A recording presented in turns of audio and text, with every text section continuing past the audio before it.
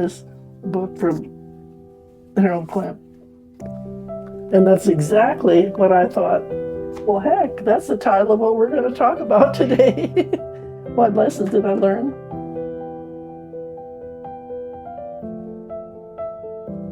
I was nurtured by loving, very loving people. My own mother was not able to nurture very well because I don't think she was nurtured well. My own father, nurtured by India because he also grew up there, he was nurtured by the jungle, literally. So nurturing comes in many, many ways. I know nature for me has been that way. If I get itchy or just need a break, even here, I just take my walker and go outside. And sometimes I just sit and look at the breeze and feel the breeze and hear what the birds are singing. And right outside my window is the creek. And when it's wintertime and it's rain, it actually burbles. So I'm happy when I find a pine cone or acorn or something. And that's another part of my art. I used to make creations, pine cone wreaths, and my flower arranging was not just with cones, but with other things, and bark and pods and dried things. It's a necklace. You made this? Yes, it's called needle weaving. I've written endless little stories and poems, which occasionally I've shared with somebody, but I've not published them. The last thing I put together, the one called Soul Call, I was almost finished, and I developed Parkinson's in the meantime and started falling. It was like a time clock went off, boom, like that, and I couldn't think. And I said, you know what, I can't finish this. Once the computer came in and rearranged my punctuation and took out little expressions that I had used, I said, it's not my own anymore, and I don't want to publish it. I had a granddaughter that has unfortunately passed, who I was absolutely on the same wavelength. And I had another amazing experience with her after she passed. She was murdered. I dreamed during this terrible night of confusion, a man was, quote, playing a game with two young women, and they had to, in the dream, they had to answer questions to some very quirky game that he made up.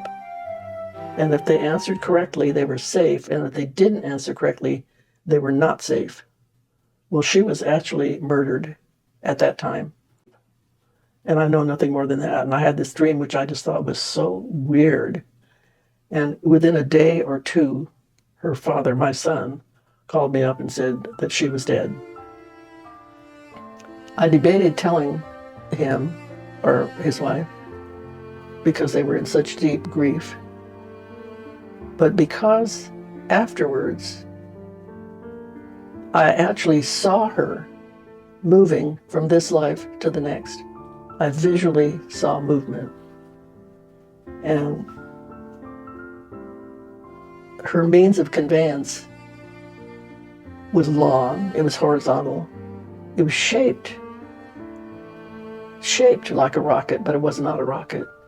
But it was moving quite steadily along, and it started here, and when she got to the other side in this vehicle, she said, "I'm here now, and I'm fine."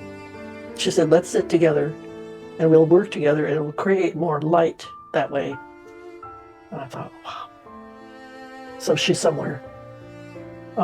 Soon after she passed, I dreamed about her, or met her again in spiritual exercises, which I called active imagination.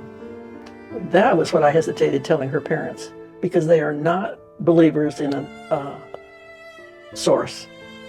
I had already told them that story, and they had a gathering of maybe 100 people after she passed. And he asked me if I would tell the story about her. And I was so hesitant because I didn't know the friends. I didn't know their level of understanding. I kind of suspected that it would be very few people. But he wanted me to do it. So I got up and told the same story to them that I just told you. 2 people afterwards came up to me and said, I had the same dream.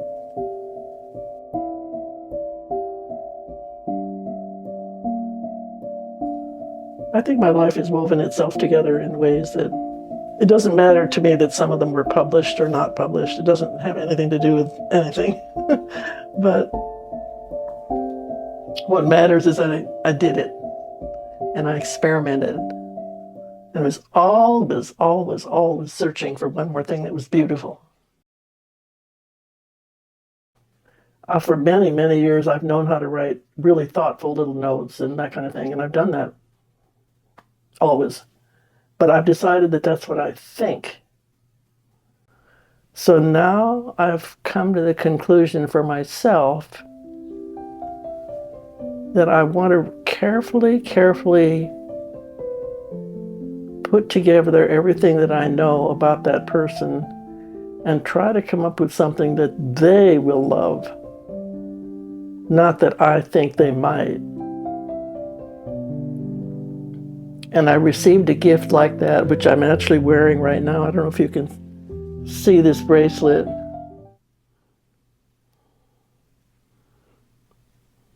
It's this little thing here.